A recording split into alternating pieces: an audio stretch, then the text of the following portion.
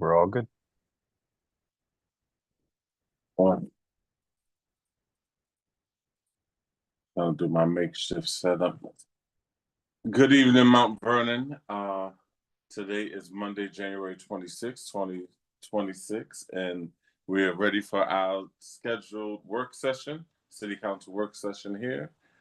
We're going to get straight into it. Let's go to Legislation and Public Works. Thank you, Mr. President.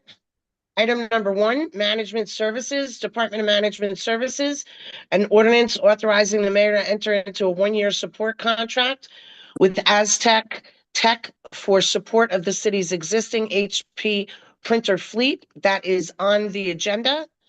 Item number 2, Management Services, Department of Management Services, an ordinance confirming and ratifying an emergency procurement for enhanced email and identity threat detection and response services for the city's Microsoft 365 environment.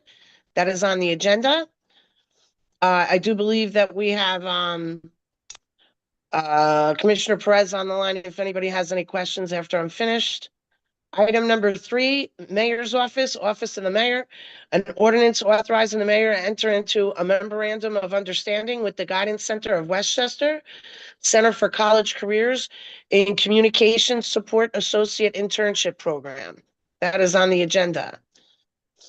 Item number 4, Department of Public Works, an ordinance authorizing the award of a contract and for the mayor to enter into a professional services agreement with Woodward and Curran for engineering and infrastructure support services.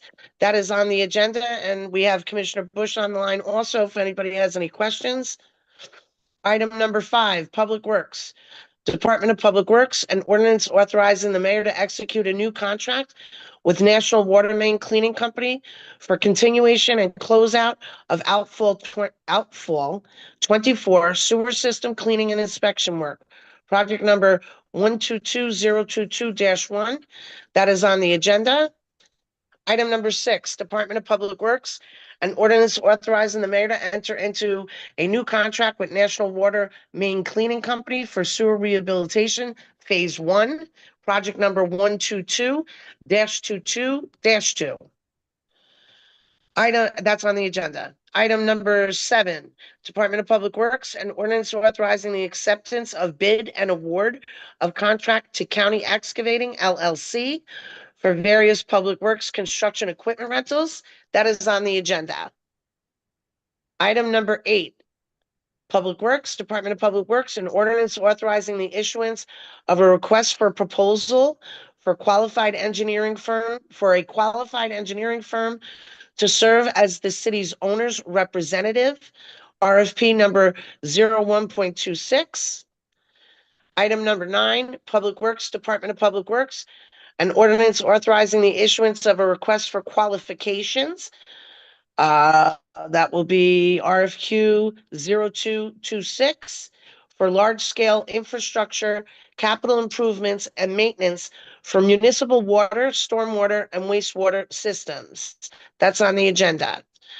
Item number 10, Department of Public Works, an ordinance authorizing a title change for the current motor equipment operator of tree trimmer. That is on the agenda. Item number 11, City Clerk, City Council, an ordinance authorizing Councilmember Turnquest Jones to attend the 2026 New York Conference of Mayors Winter Legislative Meeting, February 1st through the 3rd, 2026, and that is on the agenda. I would like to ask you, Mr. President, if we could have Commissioner Bush talk about items 4, 5, 6, 7, 8, 9, and 10. Just a short description of what each is. Is he on now? Yes, I see. Yes. Yep. Yes, me. Good evening, Commissioner Bush. Good evening. Good evening. First, I'd like to say thank you and kudos to you and the team for doing a wonderful job in Mount Vernon. We know there's still much more to do, but thank you for what y'all have done thus far. And appreciate you taking the time after being up for 24 hours to come and explain your items on the agenda. So if we could just go over item number 4, the award of contract for Woodward and Curran. Okay. Thank you. Everyone can hear me clearly? Yes. Yes. Okay. Thank you. I just want to start off by just thanking the guys first, if everybody can give me a little minute. The guys are out there from DPW. This storm was one of the worst storms that we've seen in probably over 10 years. But our guys are going on 24 hours, 36 hours now, to make sure that the streets are clear. And I think someone said it earlier, but yes, we're focusing on the primary roads. And tonight we have our crew out who will be focusing on the secondary and dead end blocks to make sure that the roads are clear for tomorrow. I've also been in communication with the school superintendent to try to make sure that the school areas are cleared. So I just want to give a thanks to my guys. They've been out there doing a lot of hard work. Absolutely. And just want the residents to bear with us, and we're going to continue clearing the streets for the residents of Mount Vernon. In terms of what was it for Woodard and Curran? So Woodard and Curran, this contract is the new engineers that we will be using for the overall sanitary sewer and stormwater rehabilitation project. As we all know, we received a significant amount of over $163 million a few years back. Since then, we were using the company Arcadis, in which we did several amendments to kind of make sure that we were in compliance with the consent order. But of course, we could not continue just to amend that contract. We had to go through the procurement process, which we did, and we did interviews with each company. And based on the proposals that were submitted, Woodard and Curran, they did a phenomenal job in terms of our needs going forward. So we're also working with them on the South Columbus and 3rd Avenue mitigation project, flood mitigation, as well as they're helping us with our consent decree for the DPW yard. Woodard and Curran is a very great company. They've been around for a while, but based on their presentation, we feel like they're the best to go forward for the overall sewer project. Thank you. Does anybody have any questions regarding that? If not, we can move on to item number 5. Item number 5 is Department of Public Works, an ordinance authorizing the mayor to execute a new contract with National Water Main Cleaning Company for continuation and closeout of outfall 24 sewer system cleaning and inspection work. This was, and just forgive me too, because I don't have anything in front of me. I'm kind of running off the top of my head. But National Water Main, this was an extension of the timeline. They have sufficient funding left in the contract, but we needed additional time because they were running out on the deadline for their contract. So this is just to extend the date. I think about 30 days or 60 days. Okay, and then item number 6 is a new contract for the sewer rehabilitation phase 1, which is a different project number. Correct. Okay. So yeah, it's an extension as well. So just the date, the timeline date on it. So it's not any additional funding. It's just giving us a little bit extension on their actual contract to close out some of the work that needs to get completed. Okay, and item number 7 is the acceptance of bid and award of contract to County Excavating LLC for various public works construction equipment rentals. So if I'm not mistaken, this particular bid prior was Zanzini, correct?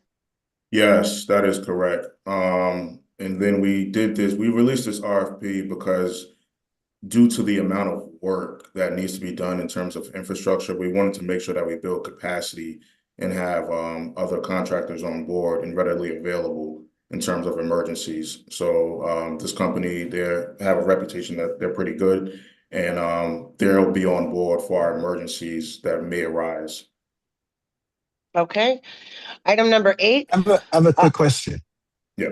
Sure. Where was that RFP out? And where was it published when it came out? Ooh, that came out, it was last year. I don't know the specific dates, but it came out through BidNet. It was on BidNet.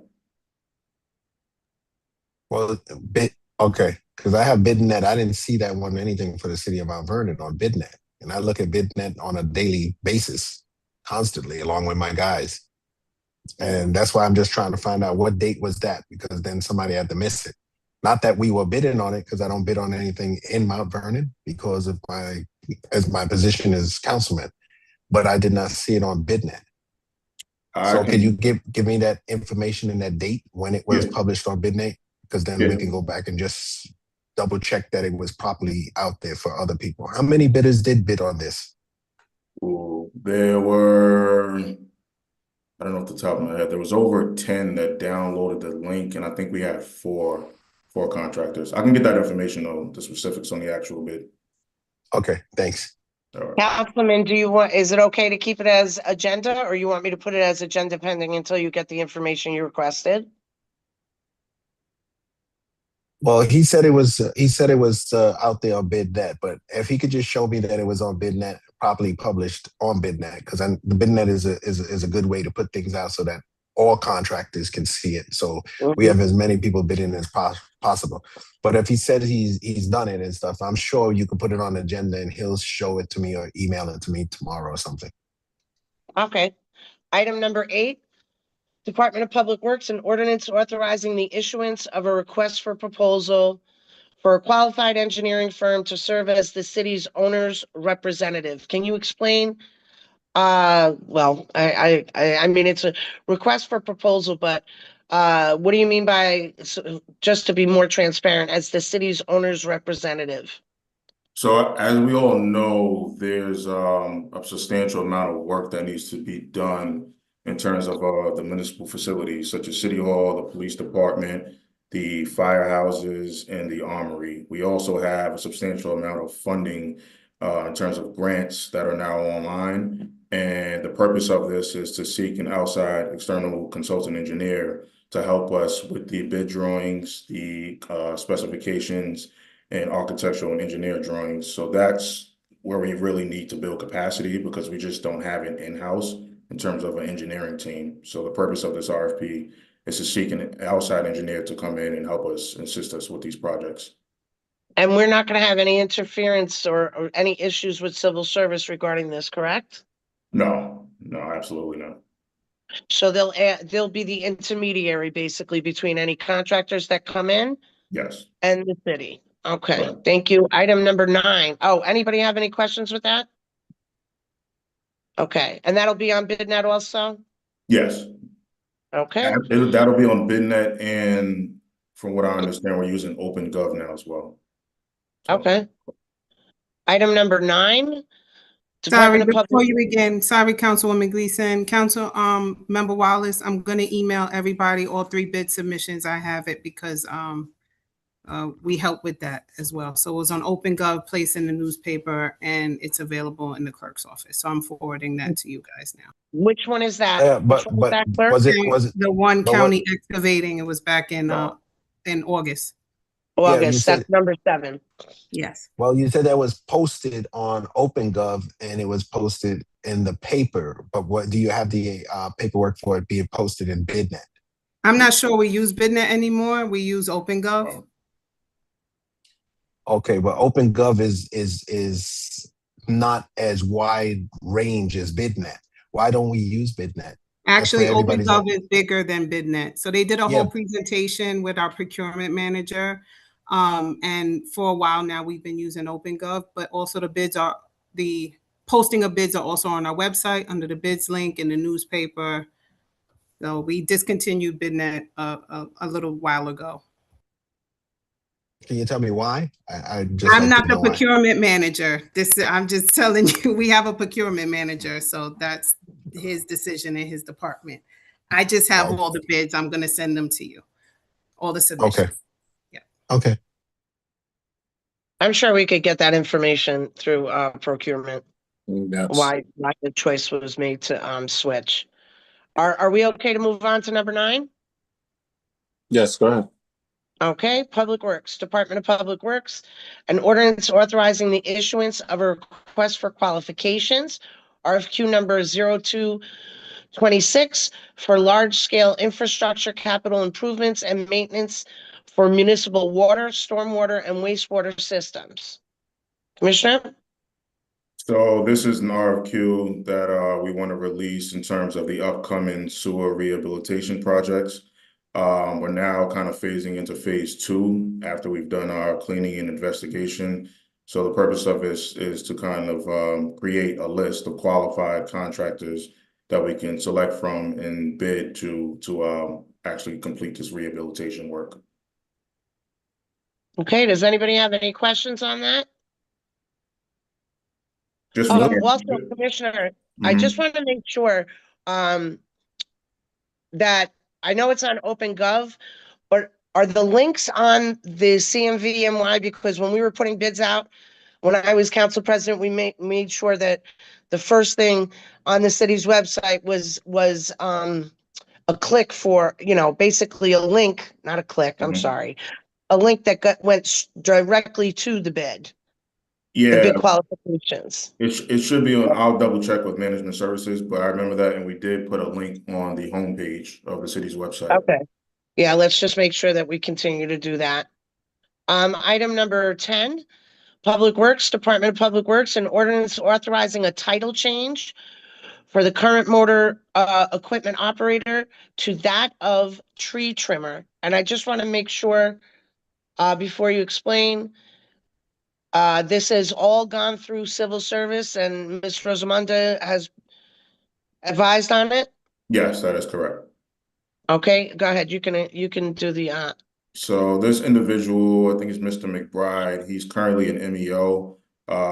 He has done his certifications and he's been operating in the tree trimmer capacity where we've been paying him differential.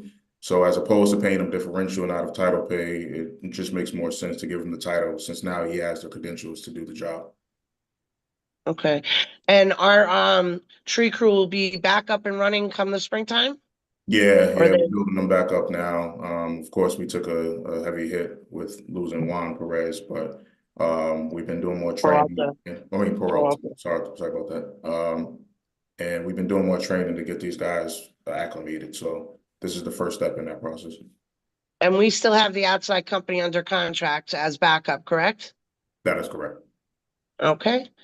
Item number, I think that's it for you. Thank you so much, Commissioner Bush. Anybody else have any questions? No. I just have an inquiry. Turn question, you said something? Yes. Go ahead. I just want to know whether or not the grants that was out there for the trees to be for new trees to be planted was that restored, being that the new administration came in the White House? Was that actually restored? That is actually a good question. I don't have the answer to right now, but I will follow up on that to see where we're at with that. Thank you. I appreciate that. Thank you. No problem. Commissioner Bush, Mr. President, if you don't mind, I'd just like to ask Commissioner Bush one other question. Yes. Commissioner, so I think since we have you here at this meeting, if you could just do a short overview regarding what we've been working on regarding that crosswalk at 42 Broad Street between Fleetwood and Broad Street. Just so the public knows what DPW is working on to mitigate the pedestrian issues there. Yeah, we did have some offline conversations, and our internal team right now, our traffic bureau, we're working on procuring some of the pieces of equipment, the apparatus for the crosswalks to get those up and running. I did confirm with the controller's office that there is funding left over in the escrow account for the 42 Broad Street project, which was identified for this specific reason. So right now we're working internally to get some of the apparatus and complete this work internally ourselves, as opposed to going out and hiring an outside contractor, which would be a significant amount of more money. So we're working on procuring that now, and I should probably have an update within 2 weeks. Thank you so much. I really appreciate you guys making that a priority. We sat down and we met very many times regarding this, and some of the ideas that were presented are not feasible. And that's the raised crosswalk, because it turns out you have to be at least 200 feet off an exit ramp. So that's not going to be feasible in that area there. So I appreciate all your hard work. And that's it for me, guys. Thank you. And thank you again, Commissioner Bush. I think that's all they have for you for today. Thank you, everyone. And some more for you soon. Come on. All right. West Jones, you got lucky today. We don't have anything for human resources. We will make sure you never get lucky again. Public safety and code.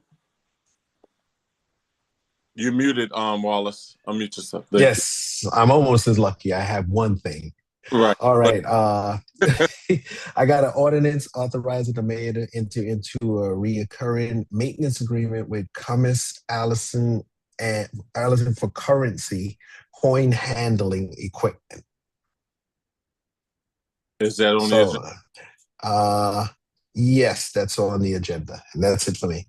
Thank you so much. Finance and planning. Oh, anybody have a Oh, question you about? have any questions? Yes, I do. What is that going to be used for? That's going to be used for, you know, how they collect the money from the change from the meters and all of that stuff. Oh. It looks like it's an upgrade for them to make sure that the money is counted properly and that it's all, you know, managed properly. So it's I guess like a software upgrade to the machines that they have. So to make sure that they counting the coins and all the meter money correctly. Okay. Also, Councilman Wallace, our contract with Empress, I was wondering, Yeah. they're supposed to, I believe that they give the fire department updates on statistics on calls. At least Yeah. that's what I remember in their contract. If maybe the next meeting, fire department could come and maybe, or maybe at the end of February, come and make a presentation on how productive, because that was a really good thing for the city to put more ambulances on the street. And so I just wanted to see how it's going. Okay. Sounds good. Thank you. I agree. Okay, thank you. Any other questions for public safety and code? No? Moving right along, finance and planning. All right, good evening, everyone. Number 13 from Department of Assessment, an ordinance authorizing the mayor to execute a retroactive contract renewal for city mapping services for the Department of Assessment. That's going to be on the agenda. All right, 14, Office of the Mayor, an ordinance authorizing the adoption of legislation to preserve a percentage of future market rate residential developments for fair and affordable housing and establish a Mount Vernon Affordable Housing Assistance Fund Board. Did everyone get to look at this? Yes. All right. Yeah. I'm going to move that to the agenda. Anyone had any questions? No. Okay. I actually had a question on that. I just want to make sure that Corporation Council has reviewed it. And if they have any questions on it.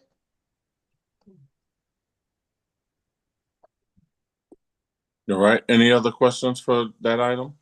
Number 14? Yeah. No, but I have a question for 13. Yeah, I do have a question. When they reestablish that Affordable Housing Assistance Fund Board, what department is that going to be handled? Like fund wise, is that going to go through the comptroller's office? Is it going through IDA or is it going through That's a good question. URA? I need to know. It's going to be on the planning. It's going to be on the but it's Planning. going to be on the where? But planning, is it going to go into IDA? Is it going to go into URA? Is it going to go, where's the money going to be handled from for the accounting purposes of all funds that is going into that particular fund balance? Yeah, that's a good question. I'm going to find out from Morton. I actually just got off the phone with him, and we're going to figure that out. And I guess maybe by tomorrow's meeting, well, I'll let you know. If not, yeah, that's a good question. Okay, because that's important to know for me, at least. And then I had a question, Mr. President. You have for 13, right? Yes. Go ahead. Councilman Box Hill, how come this contract is retroactive? Or at least can you explain what the reasoning is for it? Retroactive, I do not know why it's retroactive. The reasoning for this legislation, why do we do this every year? I guess because the contract starts on January 2nd. So yeah, we do the mapping services every year. I'm just wondering why it didn't come to us in December.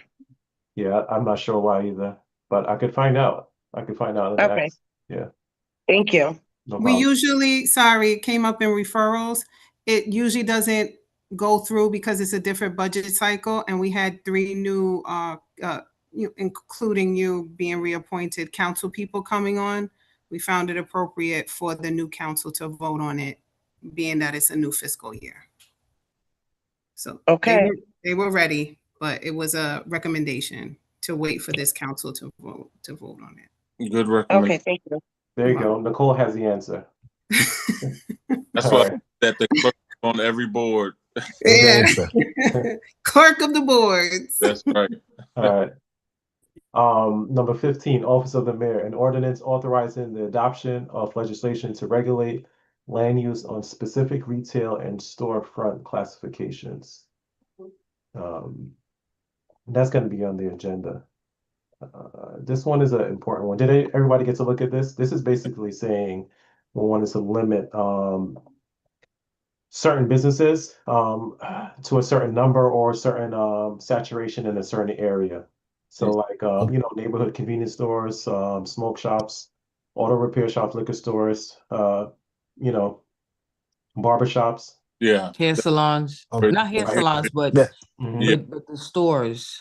Okay, but what I didn't see after reading that referral letter is how what is going to be the distance and the ratio of that, because we can't just eliminate stores without getting into a lawsuit, because it'll be again unconstitutional. So what we have to do is we have to figure out what is it going to be? Is it 500 feet radius? Is it 1,000 foot radius? Is it like that? But we can't say that you can't open up a barbershop on this block. It has to be a radius. The same way that there's a radius for you can't open up a liquor store within 500 feet of a church or a school, but I see that still happening in our town, and vice versa, because I'm saying, how could they open up a church in Fleetwood that is less than 500 feet away from a liquor store? We got to be clear on a lot of this stuff. So that I don't have a problem with, because I think it's a great idea, but I think we need to go back and just find out those details on how, that's what needs to be in there, so that we're clear on that. So we're not running up against lawsuits in the future.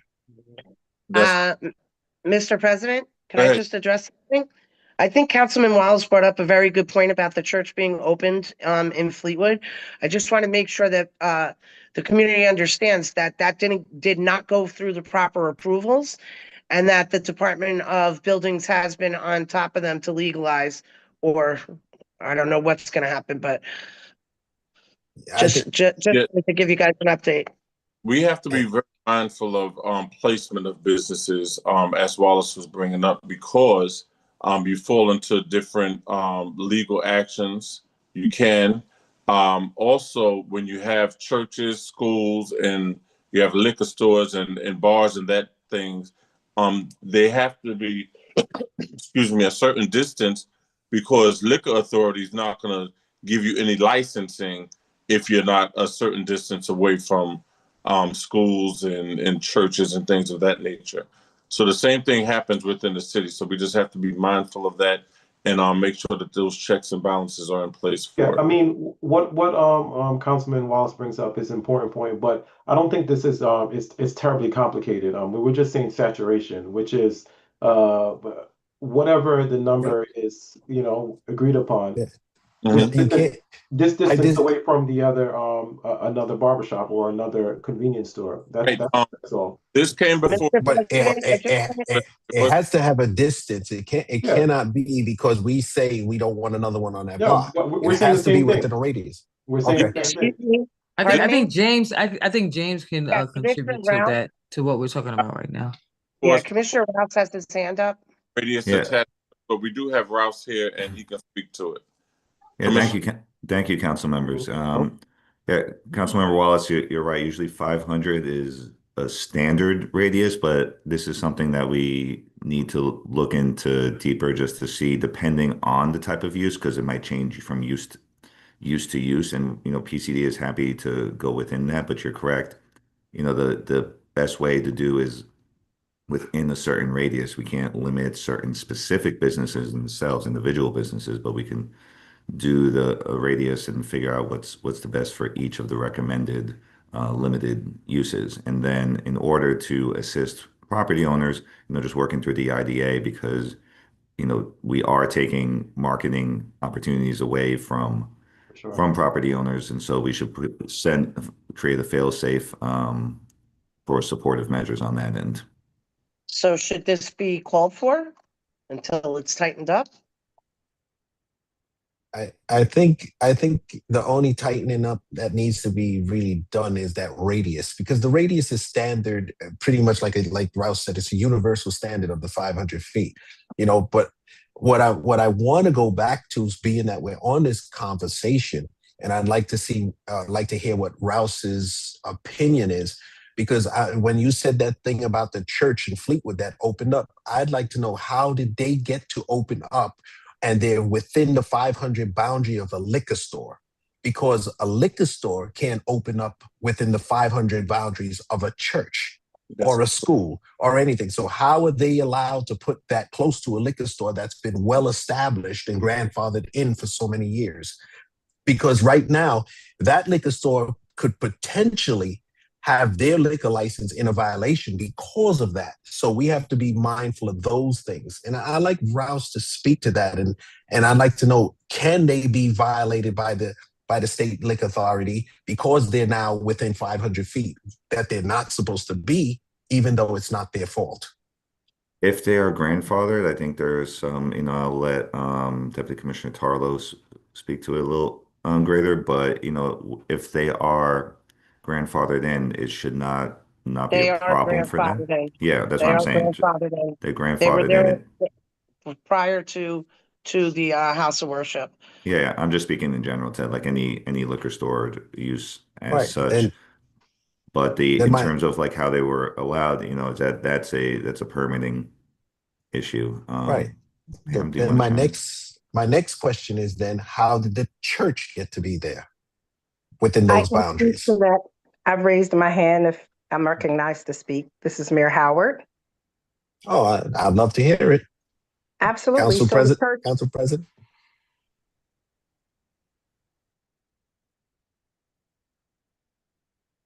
Well, I can't grant you speaking. I'm waiting for Council President to say yes. He's the president. He presided. Council President is not responding. Vice President says, okay, go ahead, Madam Mayor. Okay, thank you, Vice President. I don't want to jump the Okay. gun and say something, but I want to hear her. so the church has never been given a permit to operate. They are in violation, and we have provided violations to them. And yes, so the building department has provided violations to the church. They are in violation. They are not operating legally. And so the only thing that, we can, if the council would like us to, go and put locks on their door because they are operating illegally.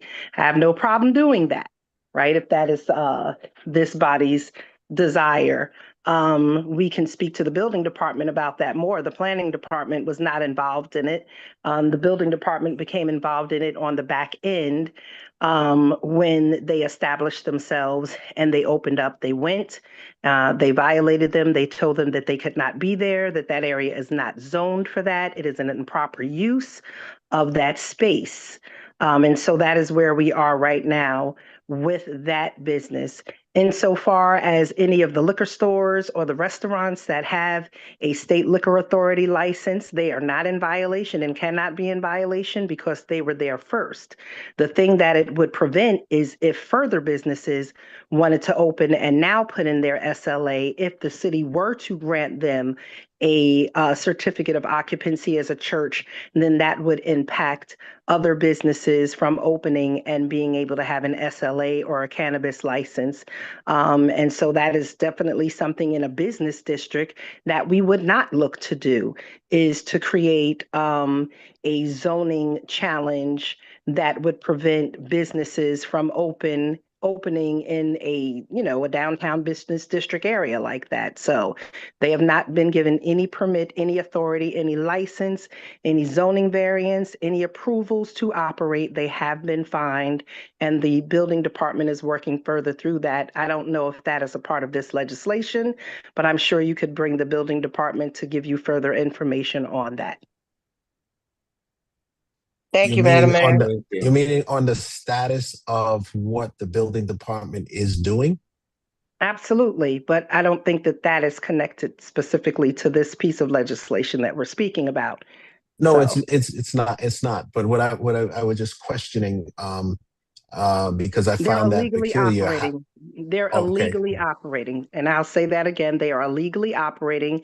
We have written them violations, and we have called them in to meet. And I do not have the details at my hand because that wasn't the topic of this conversation tonight. But the building department could give you an understanding to where that is. okay.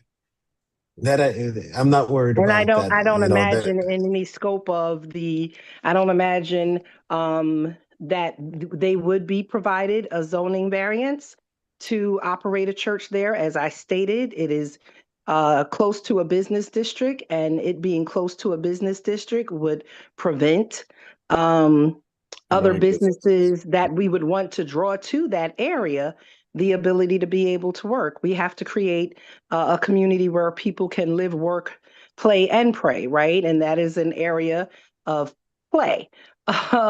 And so that would be a challenge for us to grant them a zoning variance. But again, I don't want to speak any further on that issue because I am not as directly involved in that day-to-day discussion.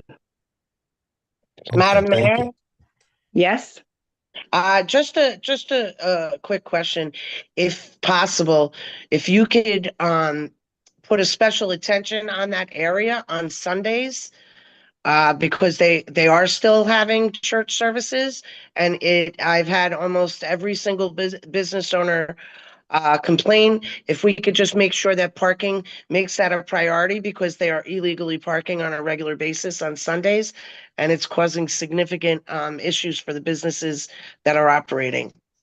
Yes, and I will additionally speak to the commissioner and deputy commissioners as to what tools that we have to cease and, for to cause them to stop right now.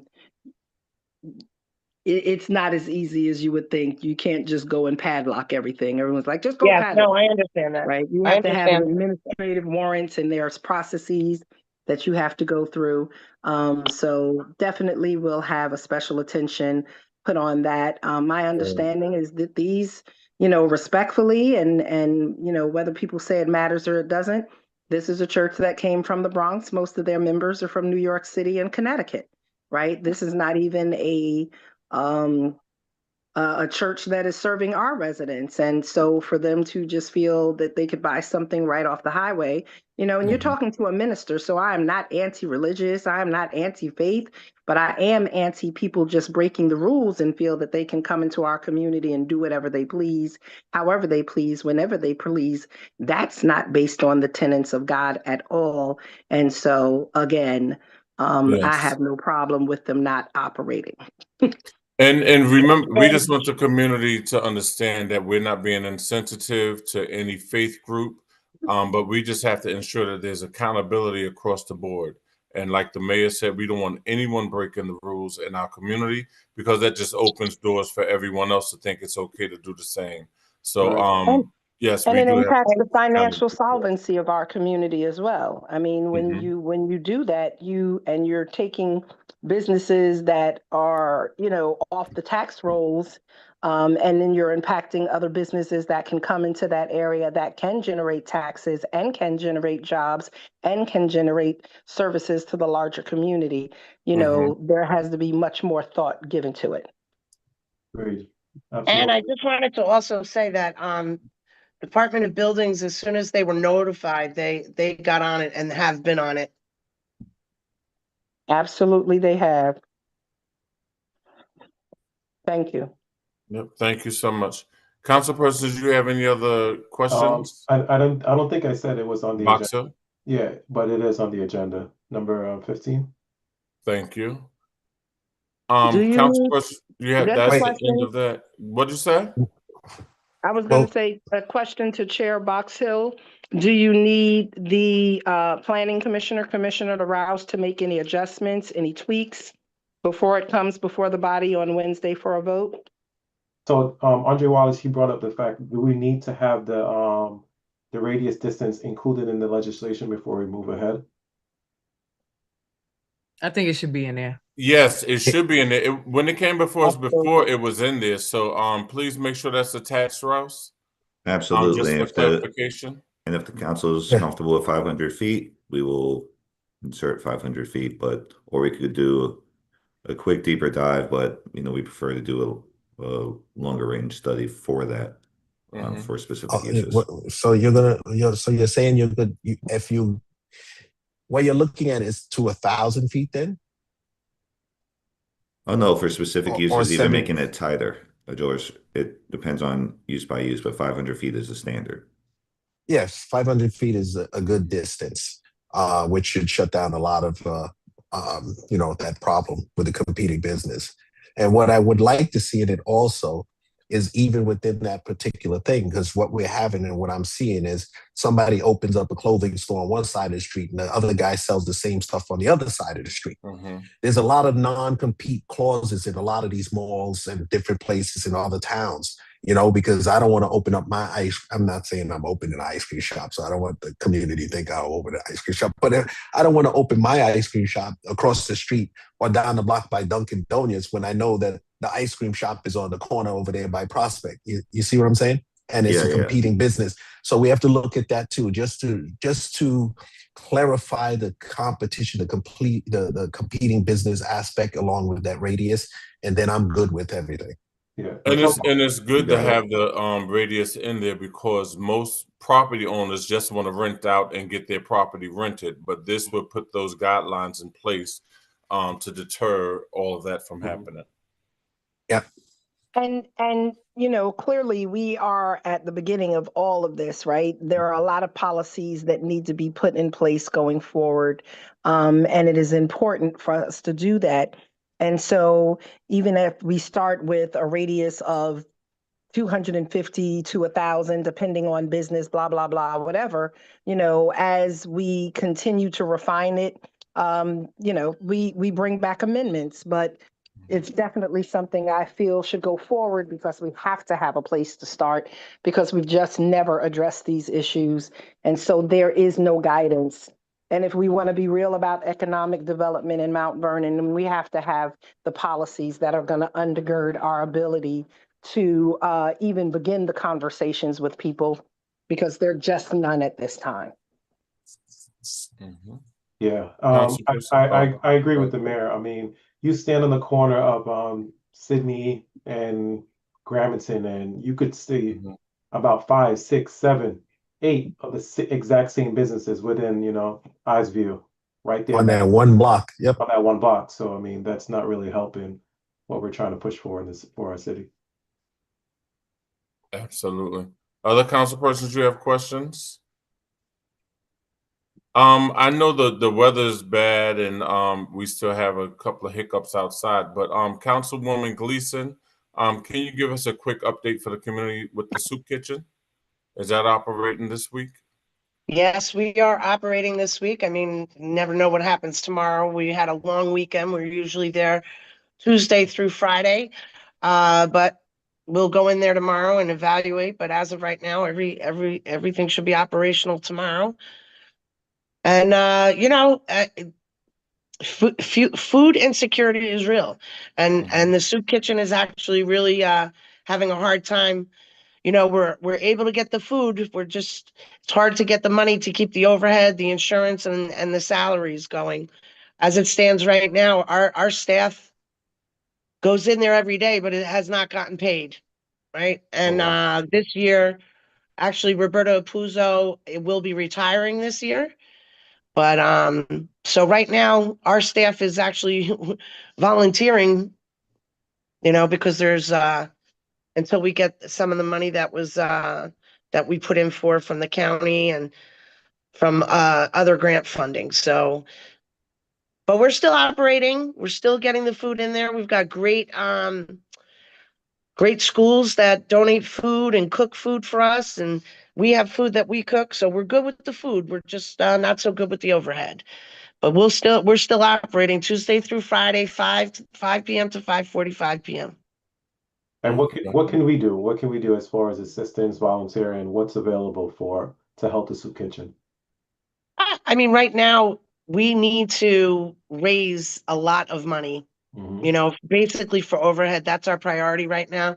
That way that we can keep the insurance going, pay the rent. We haven't not paid the rent, and, you know, God bless, Pastor, Bejoy. He's been wonderful. You know, not really breaking down our door, but, you know, to get payment. But that's what we're in need of, private funding, because Have you federal ever, government cut a lot of funds. yeah, have you applied for any grants, Yeah, ongoing grants? that's ongoing. That's Okay. ongoing. We're even going, we even with cannabis management, we're gonna try, they put out this thing to reinvest in communities, and they put 5 points out there. One is not food insecurity, but we do have a board, somebody who's gonna help us, that is gonna see if they can expand on that grant, because that would be great. But most of these grants are like $5,000-$10,000. The soup kitchen's gonna have to raise between now and December. We're gonna have to raise at least $120,000 on our own. And I mean, we're very lucky that we have the same people contributing, but when the federal government cuts to the different states, the states gotta trickle down to the different communities and trickle down to the counties. So that's where Okay. we're at, but we're still operating. Do y'all have a Cash App account or anything like that for the soup kitchen? I think we have a Zelle account. Okay, I'll get I that don't have information from you later because I want to see if we can get people to donate to Cash App, Zelle, whatever. Because that works more effectively than trying to do a GoFundMe, which takes a Well, large and portion. I want to tell people about GoFundMe. You know, Yeah. after you raise a certain amount of money, we are a nonprofit, we're a 501c3. After you raise a certain amount of money with GoFundMe, and you're not doing it through a charitable organization, what ends up happening is you end up getting 1099 for a portion of that money. So what what the board is focusing on now is relationships with other people that don't cost us money, like having a big event, paying all this money when we'd rather fundraise in-house, you know. But we're still operating even in the cold weather. Okay, and what time is distribution? It's Tuesday through Friday, 5 p.m. to 5:45 p.m. Sometimes we're there till 6, Okay. depending on, and we're, just to give you an idea, we're giving out at least 75 to 100 dinners and then sandwiches for the following day. So there's really a need for it. Absolutely. Thank you so much. Council persons, do you have any other information? No, that's all we have for our work session. So we'll see everyone in-house on Wednesday. Hopefully we'll be back in City Hall, as long as Gleason doesn't make it snow again. And we'll see everyone on Wednesday. Thank you so much. Have a great evening. All right, thank you. All right. Good night. Good night.